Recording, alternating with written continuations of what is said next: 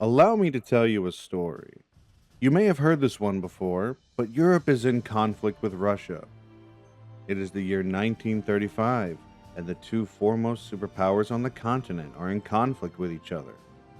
In the east is the Empire, an imperial alliance of various countries. In the west, we have the Atlantic Federation, a collection of loosely allied democracies. As is almost always the case, the two superpowers are fighting over resources. In this universe, we have magic rocks that make everything amazing, but it is scarce for two developing superpowers, so war has come to be. The opening balance of power is firmly in the Empire's side, as they have swept away the initial resistance from the Federation without much effort.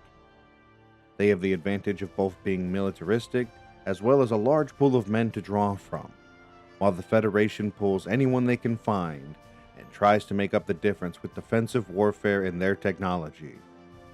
With the war going in their favor, the Empire has set its sights on smaller nations that are not part of the Federation. Enter the Principality of Gallia, a country with rich stores of the magic crystals beneath the soil. Since they are neutral, they are not reinforced by the Federation, and the Empire sees this as a perfect target to add to their empire through force. The Imperials have crossed the border with their armored divisions, and so our story on the Gallian front begins. The hero of our story is a young man by the name of Welkin Gunther, who is on his way home to the small village of Bruhl, a border town between the Empire and Gallia. Welkin is a nature enthusiast by heart and has studied for it at university. Sitting down by a river to sketch some fish may seem like a normal activity, but in times of war it's a quick way to have a gun pointed at you by the locals. To be fair to Welkin, telling his future children how he met their mother at gunpoint would make for an interesting conversation. Meet Alicia Melchiot, a sociopathic baker with a conflicted moral system about killing people. Truly the perfect woman. When I say she's conflicted about killing, it is firmly on the side of Gallians being killed by Imperials. The other way around she's perfectly fine with. As a matter of fact, we'll be keeping a running counter of how many Imperials Alicia here puts into the dirt. That aside, after placing Welkin under arrest for the suspicion of being an Imperial spy, Alicia escorts him back to town.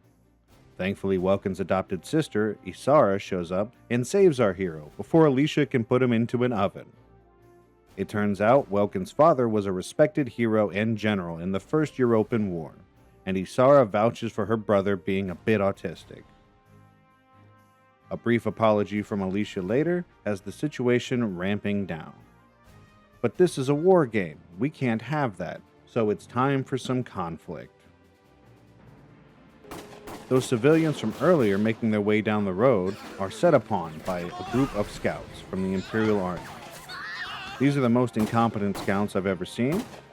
They fire on civilians, they blow up trucks, and then they just stand in an open field. After this war crime is committed, Alicia decides down the path of violence to become the Butcher of Bruhl. Stealing her resolve, she hands Welkin a rifle, and our first battle commences. Small scouting team. We should be able to take them out. I'm with you. And so our first battle begins. Thankfully, it's against those scouts that forgot they were fighting people on the roadside, and they split up. Our mission is simple. We're going to advance north and crush every Imperial out there. Our only lost conditions are straightforward. Alicia and Welkin have to survive, sorry random watchman, and we cannot let 20 turns pass. In this episode of Making a Murderer, we see the beginnings of the Butcher of Bruhl, Alicia Melchiot. Much like a predator stalking her quarry in the savannah, Alicia snuck up to the first Imperial. Her first victim never saw it coming as he took 2 rounds to the back of the dome. Headshot. This rush of power had Alicia craving more.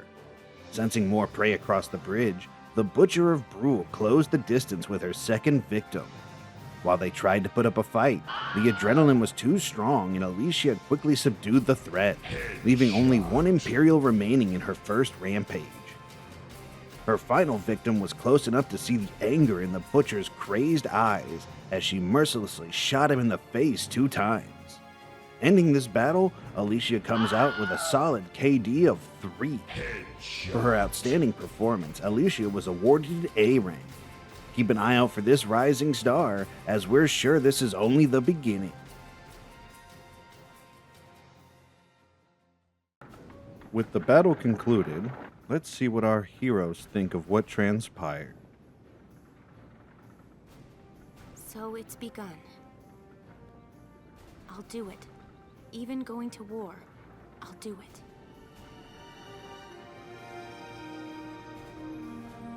That it wasn't all just people killing people.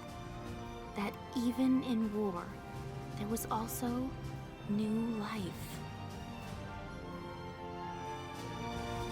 On the 15th day of the And thus concludes our prologue into Valkyria Chronicles. I had a really great time putting this together, looking forward to doing it for the rest of this wonderful game.